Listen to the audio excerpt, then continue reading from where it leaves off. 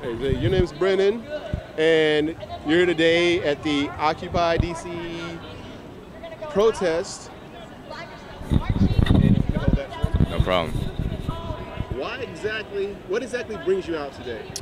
I'm here to be a part of the movement. I'm here on behalf of Different World, my clothing line, to come out here and show the people that with a different level of peace, love, and overstanding, we can really come together on certain issues and make an impact on the world that has been seen like no other. The reason I say overstanding is because I think fundamentally our nation just has an understanding.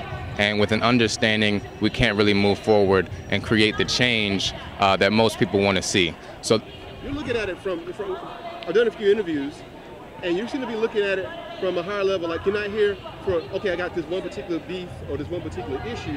It sounds like you're saying it's more like about a unity thing, that everyone needs to kind of unite under one banner and be together on a thing.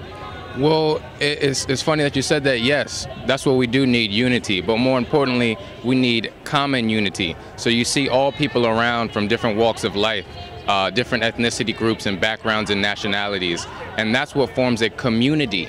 So in our nation, you see a lack of community. So when you look around, you really start to see that being pulled together. And it just happens to be that we're doing so on the cause and the premise of a dire need to fix certain austerity measures in our nation.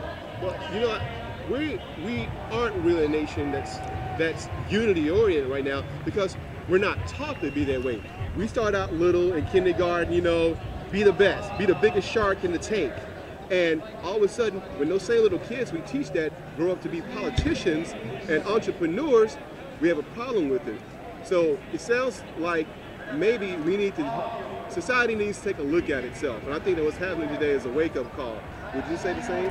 I would agree with that. It definitely is a wake-up call. You see these different Occupy DC, Occupy Wall Street, Occupy Chicago, all around the nation. And collectively, through social media and the internet, we're able to see the movement as one. So I think that it's more important than ever right now, especially for reporters like yourself, covering these events and getting the visuals out to the people. Because if they can see it, then they can oftentimes believe it. You mentioned the internet. It's so funny because I tend to think of society as an organism. And I think of social media and the internet as kind of like our network, our nervous system, our circulatory system.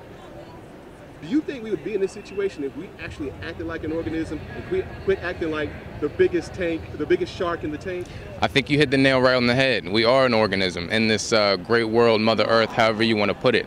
And if we started acting like we're all part of one collective body, I think you're absolutely right. We wouldn't have this issue. Okay. There are a lot of people right now who think that this is a hippie gathering, this is Lollapalooza, this doesn't concern them correctly. Why are they wrong, and why should they care?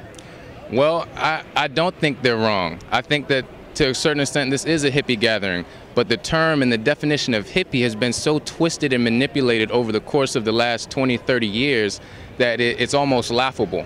Because if you think about it, what is a hippie or a hipster? There's somebody who's hip to current events, up to date on current events and what's really going on. So if somebody calls me a hippie, by no means am I offended. By no means do I think that they are trying to talk down on me.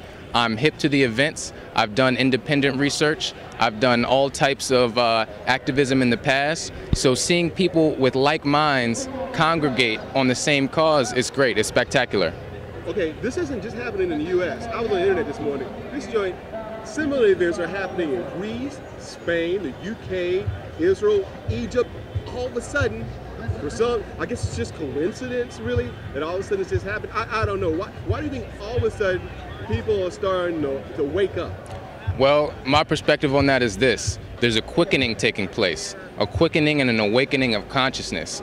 All over the world this is happening. What I'm starting to realize is people are waking up to certain matters, just how you said, in ways of not wanting to be the top dog and more so helping out their brother or sister and trying to collectively come together.